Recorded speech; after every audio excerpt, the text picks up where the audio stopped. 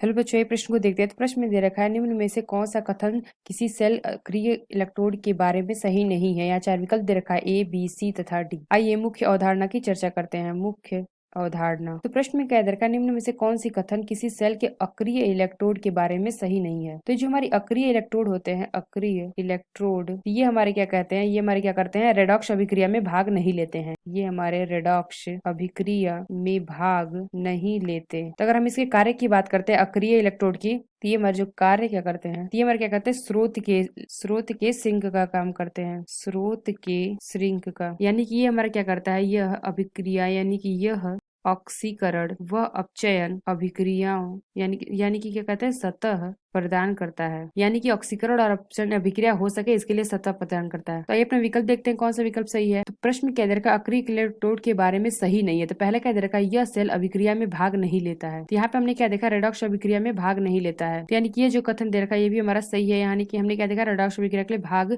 नहीं लेता है। अगर दूसरा देखा तो यह या तो ऑक्सीकरण के लिए या तो अपचयन अभिक्रियाओं के लिए सतह प्रदान करता है। तो यहाँ पे हमने क्या देखा, ऑक्सीकरण और अपचयन अभिक्रियाओं के लिए सतह प्रदान करता है। यानी कि यह कथन भी हमारा सही है।